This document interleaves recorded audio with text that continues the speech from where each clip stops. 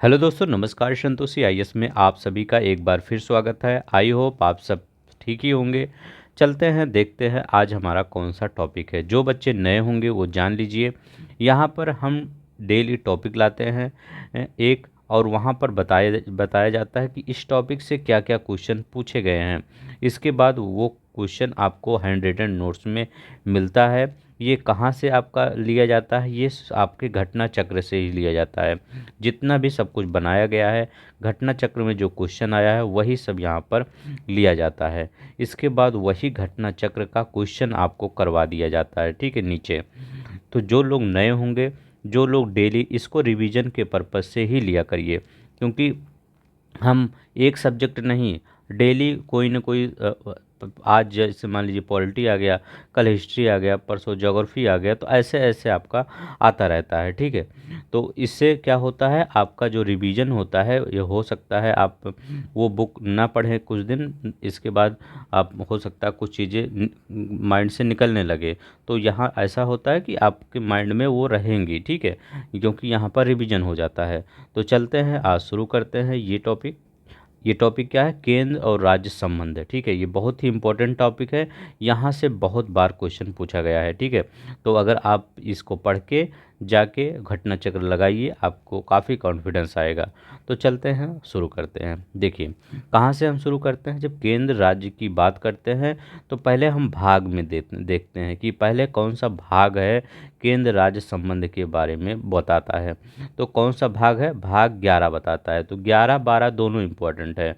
जो भाग 11 है, पार्ट 11 है, वो प्रशासनिक के बारे में बताता है, एडमिनिस्ट्रेटिव के बारे में बताता है, उसके रिलेशन के बारे में। लेकिन अगर फाइनेंशियल रिलेशन के बारे में बात किया जाए तो पार्ट 12 है, ठीक है। तो भाग 11 प्रशासनिक संबंध, भाग 12 वित्तीय संबंध के बारे में बताता है, ठीक है। एक चीज़ और बताना चाहता हूँ, इस पीडीएफ को, ये पूरा पीडीएफ फॉर्म में होता है। टेलीग्राम का नीचे लिंक दिया गया है, वहाँ से डाउनलोड कर लीजिए। कभी आपको रिवीजन करना हुआ, ठीक है, एक दो दिन बाद या कभी, तो आप एक अपने कॉपी मोबाइल में एक फ़ोल्डर, आपके पास काफ़ी मतलब मेमोरी तो इस समय जो मोबाइल ख़रीदते होंगे होती होगी, एक फ़ोल्डर बना लीजिए। उसी में सब जितना भी हम ये शार्ट नोट बनाते हैं, ये सब उसी फ़ोल्डर में, मतलब एक जीएस रिवीजन नाम से बना लीजिए। उसी में ये सब रखे रहिए, ठीक है, ताकि जब पेपर आए आपका, क्योंकि पूरा जितना भी घटना चक्र है जब पेपर के समय नहीं पढ़ सकते, तो जब पेपर आएगा तो एक बार पीडीएफ ऐसे देखते रहिए। इसको निकलवाने की ज़रूरत नहीं, निकलवाइए मत, क्योंकि ये सब तो आपके घटना चक्र में दिया है। पीडीएफ रहेगा तो मोबाइल से पढ़ सकते हैं एक एक चीज़ हमेशा, ठीक है। तो कम से कम 5 मिनट में लगभग अगर एक बार पढ़े हैं तो ये ख़त्म कर सकते हैं। तो इसीलिए मैं कहता हूँ इस पीडीएफ को डाउनलोड कर लिया करिए टेलीग्राम से, ठीक है। टेलीग्राम पे मैं वीडियो आने के लगभग 2-3 घंटे बाद डाल ही देता हूँ, ठीक है। अब देखिए, यहाँ पे क्या कर रहा है, आर्टिकल 245 की बात कर रहा है। आर्टिकल 245 क्या कर रहा है? केंद्र राज्य विधायी संबंध बताता है, ठीक है। केंद्र राज्य विधायी संबंध आर्टिकल 245 बताता है। ये क्वेश्चन 2009 में पूछा गया था, काफ़ी अच्छा क्वेश्चन था कि केंद्र राज्य संबंध किस पर निर्भर करते हैं, डिपेंड किस पर करते हैं, किस पर? संवैधानिक प्रावधानों पर डिपेंड करते हैं, परंपराओं और व्यवहारों पर डिपेंड करते हैं, न्यायिक व्याख्याओं पर डिपेंड करते हैं, बातचीत के लिए यंत्र विन्यास पर, मैकेनिज्म फॉर डायलॉग, ठीक है, ये इस पर डिपेंड करते हैं। तो वहाँ पर ऑप्शन दिया था, अभी क्वेश्चन भी हम दिखाएंगे तब आपको कहेंगे, आप कहेंगे हाँ ऐसे ही क्वेश्चन पूछा गया था। तो संवैधानिक प्रावधानों पर, परंपराओं और व्यवहारों पर, न्यायिक व्याख्याओं पर, बातचीत के लिए यंत्र विन्यास, मगर मतलब कहने क्या रहा है, मैकेनिज्म फॉर डायलॉग। अब देखिए, अगर ये तो भाग की बात किया जाए, अगर केंद्र राज्य में देखा जाए तो अनुसूची जो शेड्यूल होता है, शेड्यूल 7, इसमें संघ, राज्य और समवर्ती सूची के बारे में दिया रहता है, ठीक है। एक क्वेश्चन ये पूछा गया था कि म्यूनिसिपल क्या होता है? म्यूनिसिपल, ये हो सकता है आपके पेपर में आ जाए कि म्यूनिसिपल क्या होता है। तो सरकार की जो सभी स्तर होते हैं, चाहे केंद्र हो, चाहे राज्य हो, चाहे स्थानीय स्तर हो, ये मतलब स्थानीय मतलब जो ब्लॉक प्रधान प्रधान होते हैं, ब्लॉक अध्यक्ष अध्यक्ष होते हैं, वो सब। तो ये केंद्र, राज्य और स्थानीय स्तर पर आपसी भागीदारी और परस्पर सहयोग जो होता है, उसी को म्युनिसिपल म्युनिसिपल कहते हैं। ठीक है, बहुत ही अच्छा क्वेश्चन है, ये हो सकता आए कि म्युनिसिपल अगर आपसे पूछ लिया, म्युनिसिपल वाला म्युनिसिपल मत याद कर लीजिएगा।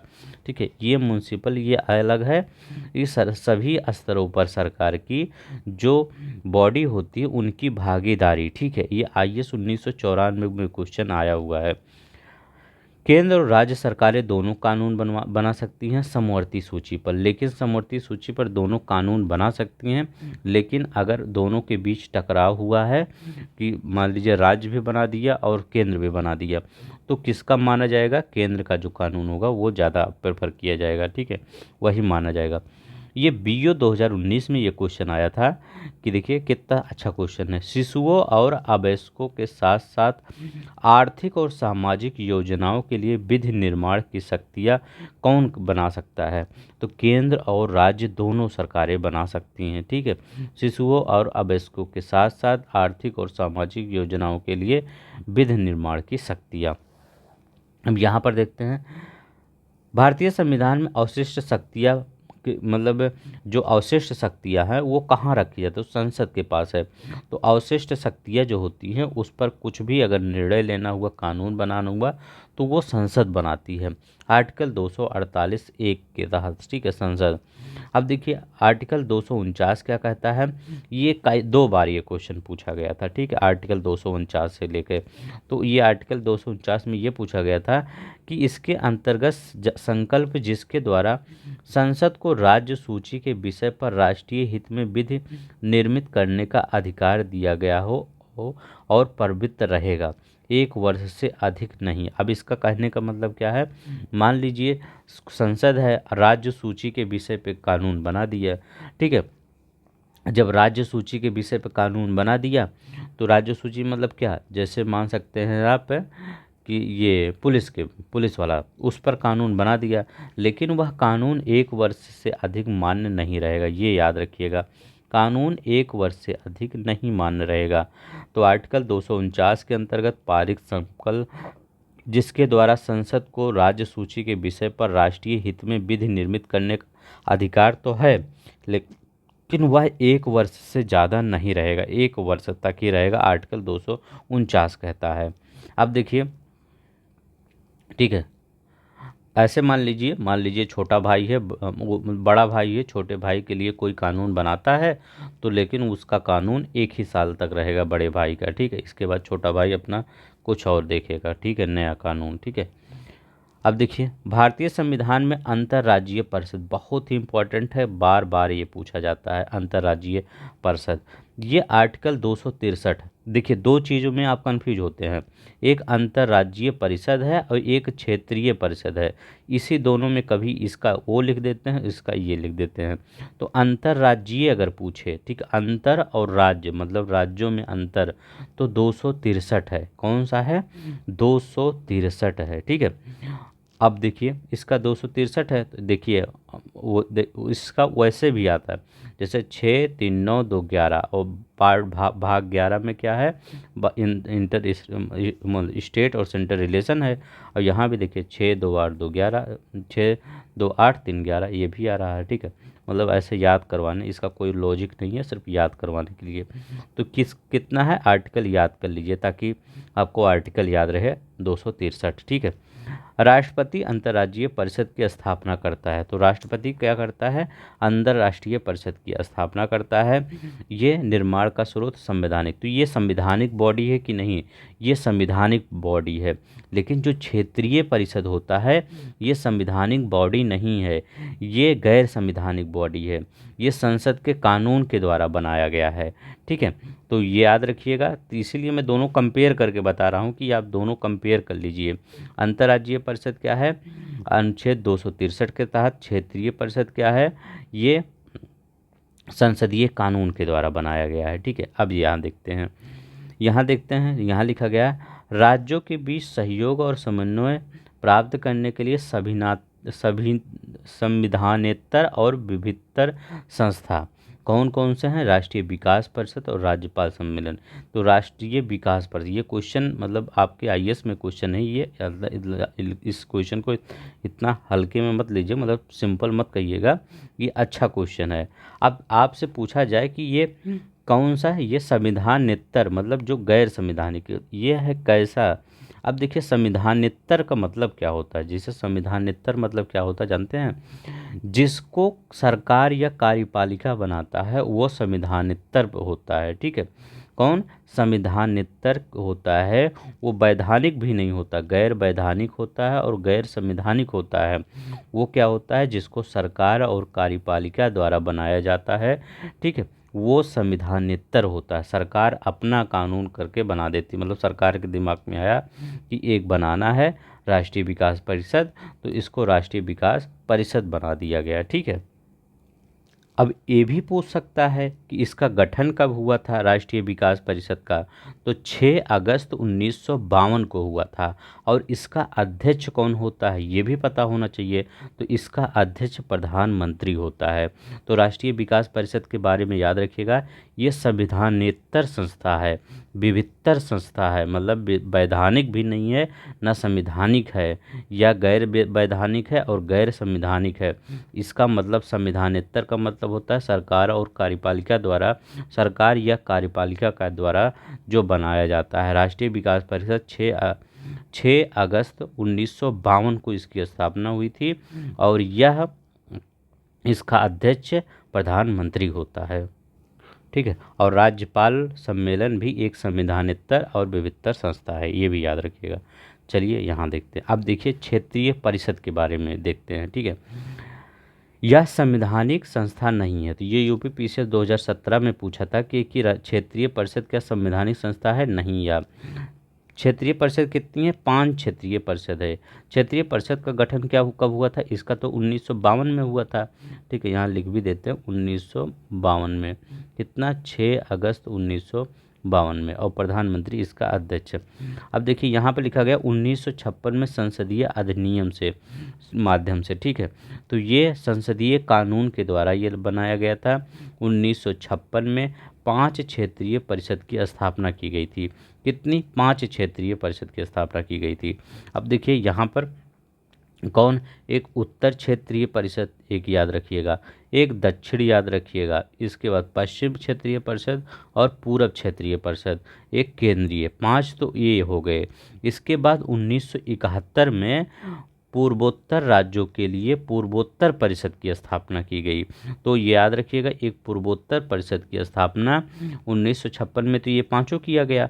इसके बाद पूर्वोत्तर जो परिषद है इसकी स्थापना 1971 में पूर्वोत्तर राज्यों के लिए पूर्वोत्तर परिषद की स्थापना किया गया।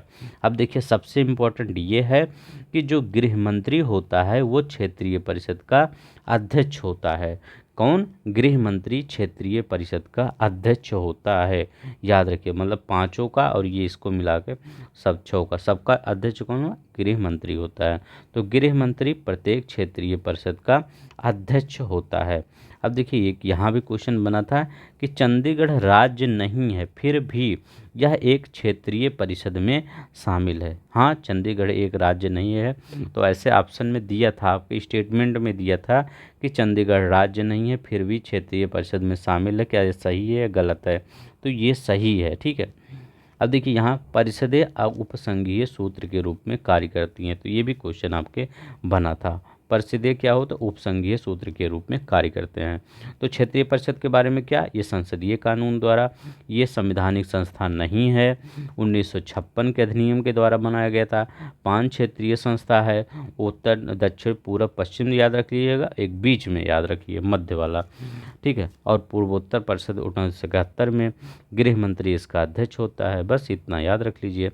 अब देखिए ये क्वेश्चन आया था, अंतर्राज्यीय पानी झगड़ों के केंद्रीय संसद के अधिनिर्णय की शक्ति ये कब हुआ था, तो भारतीय संविधान का अनुच्छेद 262 में, ठीक है। तो इसका आर्टिकल याद रखिएगा, अधिनिर्णय की शक्ति झगड़े पानी के लिए, तो आर्टिकल 262। अंतर्राज्यीय जल विवाद अधिनियम कब आया था, अंतर्राज्यीय जल विवाद अधिनियम कब आया था, ये भी बहुत इंपॉर्टेंट है, कई बार आपसे पूछ लिया गया है। तो ये कब आया था, 1956 में आया था। कब आया था, 1956 में आया था। अब देखिए नदी बोर्ड्स एक्ट ये कब आया था, नदी बोर्ड्स एक्ट, तो नदी बोट्स एक्ट ये भी आपका 1956 में लागू हुआ था, नदी बोट्स एक्ट, ठीक है, इम्पोर्टेंट है। राष्ट्रीय जल नीति 1927 में लागू हुआ था। कब? राष्ट्रीय जल नीति 1927 नहीं 87, ठीक है, 27 पढ़ रहे हैं, तो राष्ट्रीय जल नीति 1987 में। तो ये याद रखिएगा, आपके पेपर में पीसीएस 2004 में ये क्वेश्चन ऐसे सीधे आ गया था डायरेक्ट, ठीक है, ये आपके डायरेक्ट 2004 में आया था, ठीक है, यूपी पीसीएस। अब देखिए सरकारीय आयोग के बारे में कुछ चीज़ें याद रखिएगा, क्योंकि सरकारीय आयोग के बारे में बार बार स्टेटमेंट आपसे पूछ लेता है।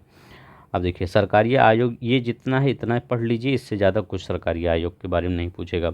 तो सरकारीय आयोग ये देखिए गठन कब हुआ था? जून 1983 में इसका गठन हुआ था। कब हुआ था? जून 1983 में सरकारीय आयोग का गठन हुआ था। अब देखिए इसके दो अन्य सदस्य कौन थे? बी शिवरमन और एस आर सेन इसके दो सदस्य थे। अब देखिए आप हो सकता है कहेंगे सर ये इसके सदस्य भी पूछता है, 2017 में यही क्वेश्चन पूछ लिया था कि एस आर सेन मतलब सरकारीय आयोग के कौन से एक सदस्य थे? तो कौन से एक सदस्य थे? एस आर सेन एक सदस्य थे, ठीक है। अब देखिए यहाँ पर रिपोर्ट कब सौंपी गई थी? तो 1988 में रिपोर्ट सौंपी गई थी, बहुत दिन बाद सौंपी गई थी, ठीक है। केंद्र राज्य संबंध, ठीक है, ये सरकारीय आयोग किससे रिलेटेड है? केंद्र राज्य संबंध है, 5 बार 10 बार क्वेश्चन पूछा गया है।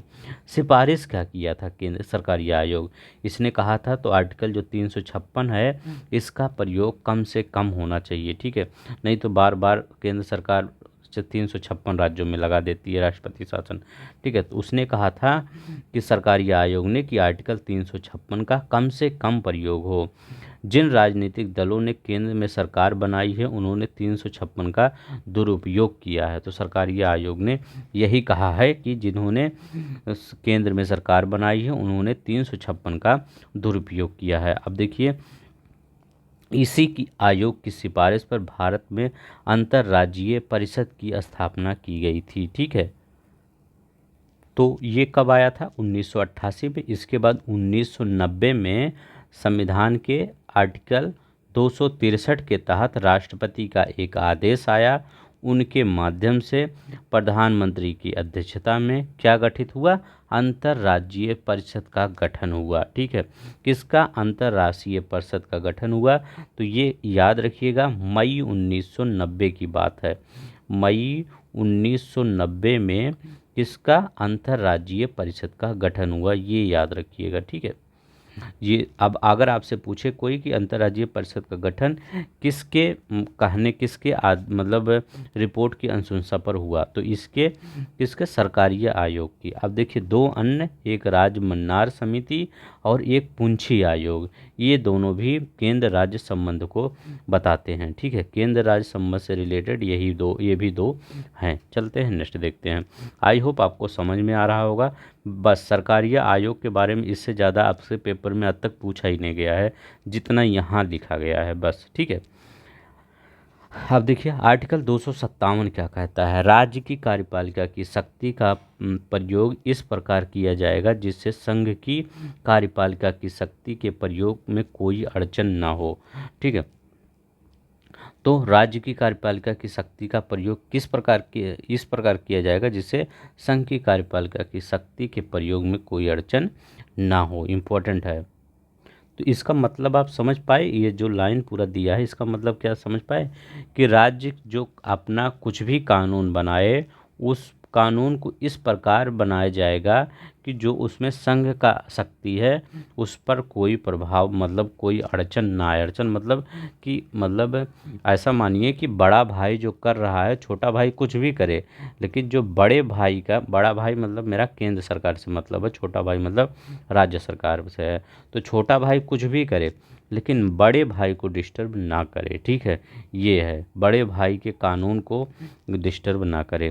केंद्र और राज्यों के आर्थिक संबंधों की विवेचना आर्टिकल 268 से 81 के अंतर्गत की जाती है, ठीक है। तो ये भी इम्पोर्टेंट है, ये भी आपके 2014 में ये क्वेश्चन पूछा गया है, यूपी पीसीएस 2014 में यही क्वेश्चन डायरेक्ट ही आया था कि केंद्र और राज्यों के बीच आर्थिक संबंधों की विवेचना किस पे है? तो आर्टिकल 268 से 281 के अंतर्गत अब देखिए यहाँ पर भारत के संविधान के आर्टिकल 270 की बात कर रहा है।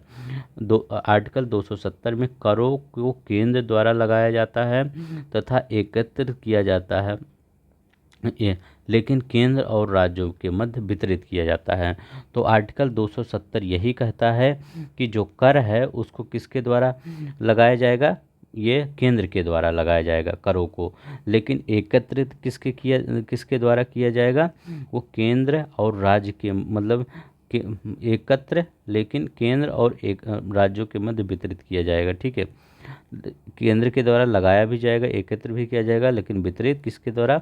दोनों आपस में बांट लेंगे। ठीक है, ये इम्पोर्टेंट है आर्टिकल 270। ठीक है, बहुत इम्पोर्टेंट है।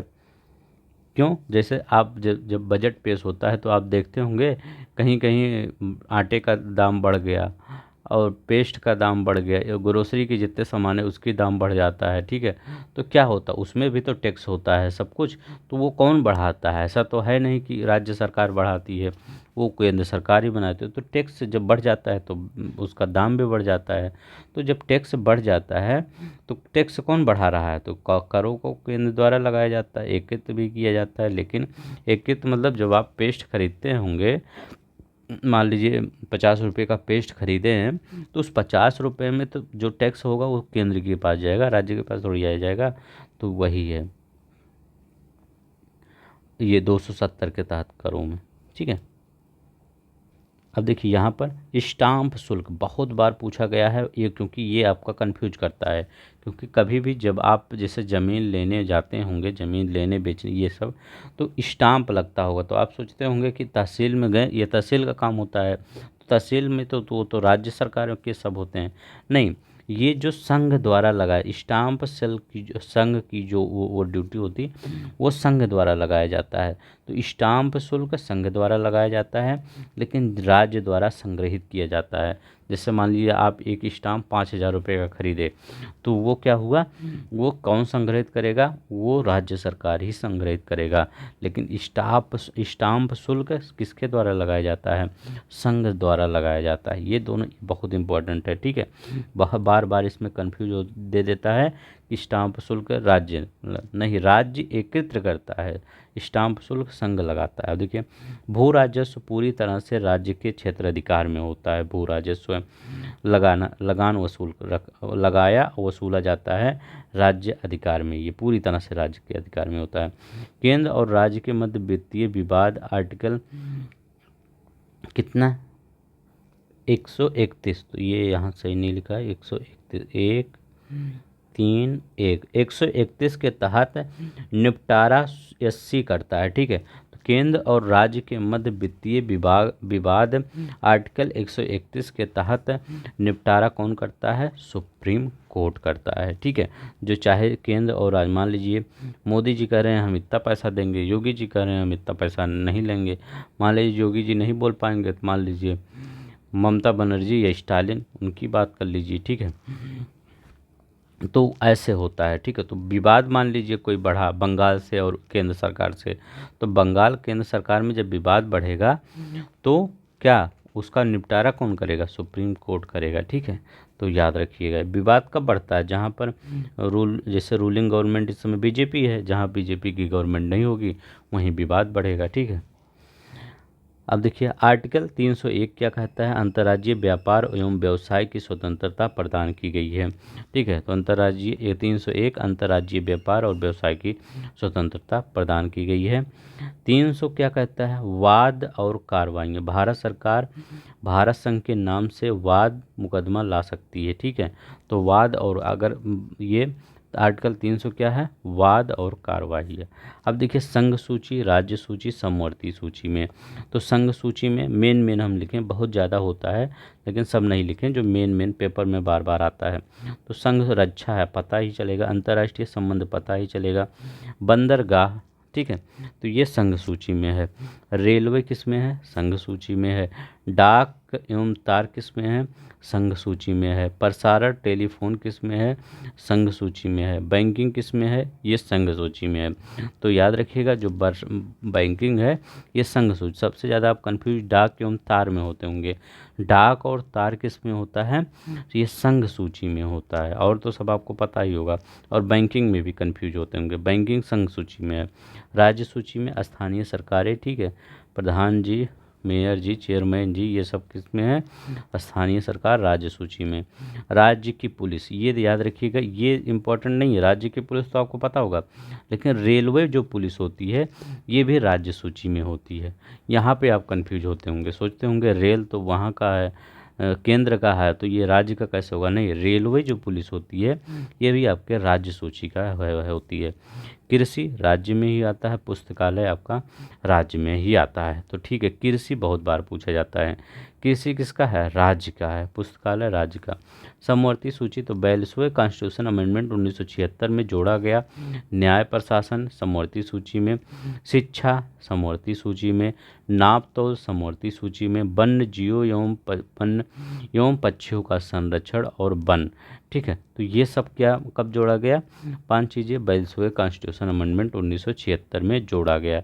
न्याय प्रशासन, शिक्षा, नापतोल, वन्य जीवों एवं पक्षियों का संरक्षण और वन, ठीक है। तो यहाँ पर कृषि और शिक्षा से ज़्यादा क्वेश्चन पूछा जाता है। तो कृषि किससे है? राज्य सूची से। शिक्षा किससे है? समवर्ती सूची से। कैसे याद करेंगे? सा से समवर्ती होता है, सा से शिक्षा होता है। तो जब शिक्षा पढ़िए तो समवर्ती पर पढ़िए। अब चलते हैं, हम क्वेश्चन कर लेते हैं। कहते हैं क्वेश्चन क्या कह रहा है, करिए एक एक क्वेश्चन। 27 क्वेश्चन है, अभी आपको रट जाएगा। एक संघीय राज्य व्यवस्था में सम्मिलित है संघ और राज्यों के बीच संबंध, राज्यों के मध्य संबंध, समन्वय के लिए तंत्र, ठीक है, वही मैकेनिज्म, ठीक है, जो पढ़ रहे थे। और क्या है? विवादों को सुलझाने के लिए तंत्र, अपना सही उत्तर, मतलब विवादों को सुलझाने के लिए तंत्र, अपना सही उत्तर दीजिए। यहाँ पर ऊपर नीचे हो, ठीक है। तो इसमें कौन सा आपका सही है? तो यहाँ पर कौन सा सही है? सभी ही सही है, ठीक है। अभी हम बता क्या है कि यहाँ पर सभी सही होगा, ठीक है। नेक्स्ट देखते हैं, नेक्स्ट क्या कर रहा है। केंद्र राज्य संबंधों को विशेष रूप से प्रसंग और म्युनिसिपल संबंध, ये देखिए म्युनिसिपल संबंध कहा जाता है। हम कह रहे थे ना म्युनिसिपल पढ़ लीजिए।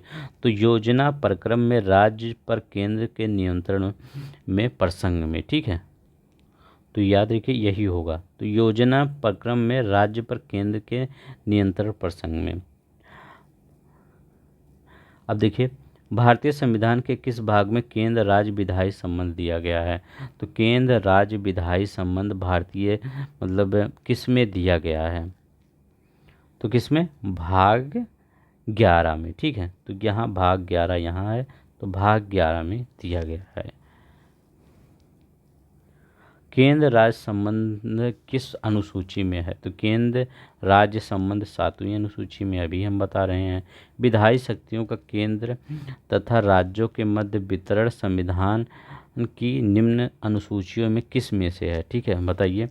केंद्र राज्य में वितरण अनुसूचियों तो कौन सा है?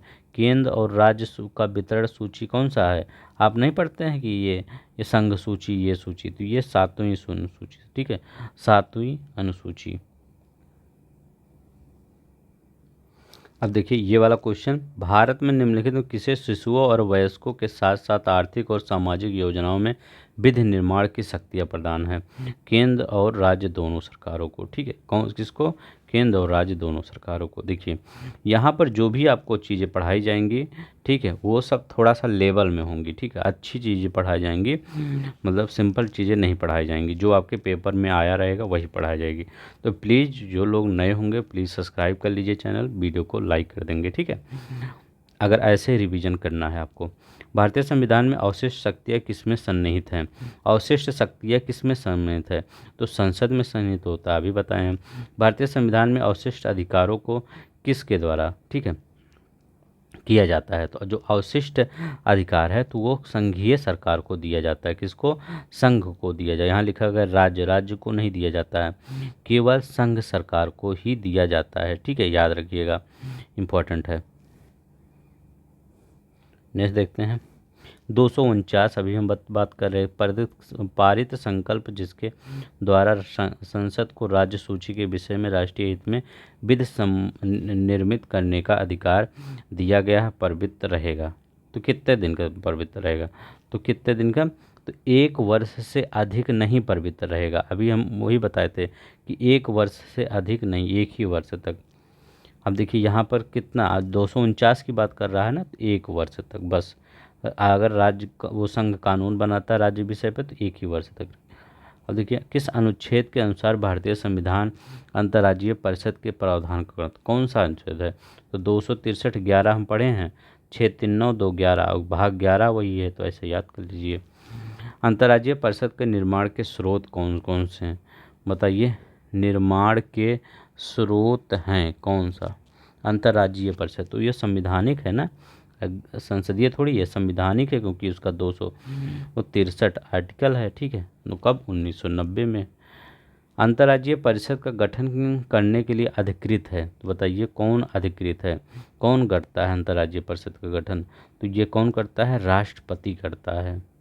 नेक्स्ट देखते हैं, क्षेत्रीय परिषद का सृजन हुआ है, तो क्षेत्रीय जो परिषद हुआ है वह सृजन क्या संविधान द्वारा हुआ है, संसदीय कानून द्वारा, सरकारी संकल्प, राष्ट्रीय विकास परिषद द्वारा? तो किसके द्वारा हुआ है जो क्षेत्रीय परिषद है? तो हम अभी बताए हैं क्षेत्रीय परिषद जो होता है वो संसद के कानून के द्वारा बनाया गया है, उसमें कोई आर्टिकल है नहीं। कितने क्षेत्रीय परिषद है? 5 है, और एक पूर्वोत्तर वाला है, मिला के 6 है। ठीक है, इसका क्षेत्रीय परिषद का अध्यक्ष कौन होता है? गृह मंत्री होता है। निम्न में से कौन क्षेत्रीय परिषद की अध्यक्षता करता है? क्षेत्रीय परिषद की अध्यक्षता कौन करता है? तो भारत का गृह मंत्री। देखिए हर क्वेश्चन पेपर में आया हुआ आपके।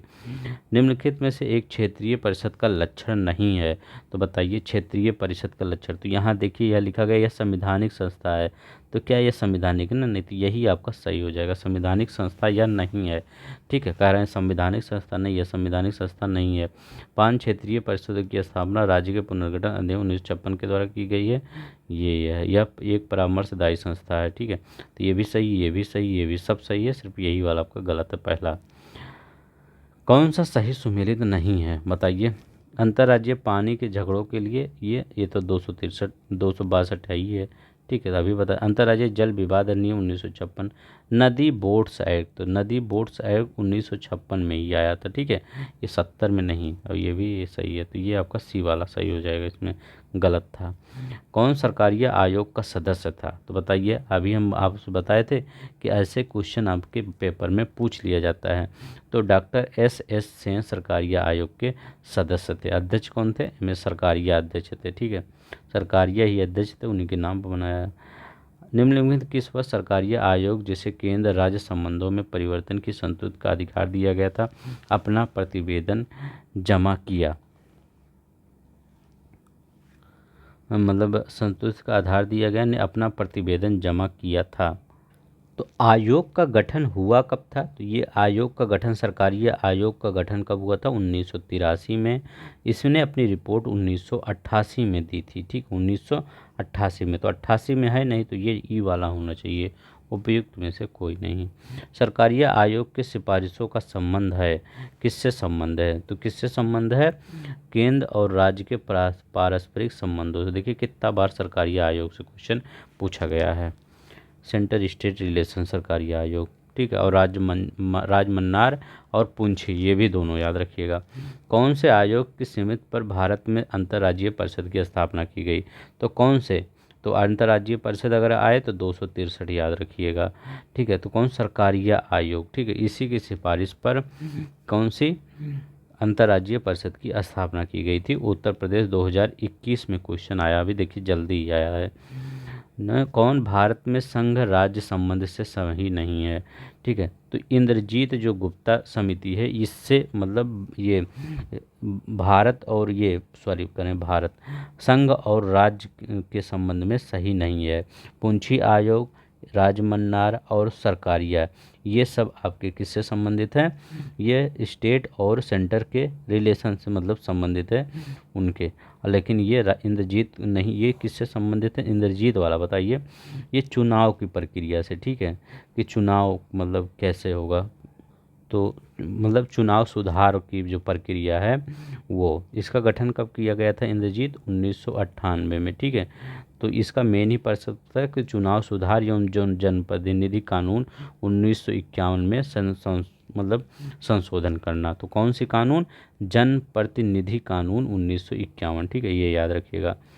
अब देखिए यहाँ पर केंद्र राज्य संबंधों पर पुनर्विचार की मांगे बढ़ती रही।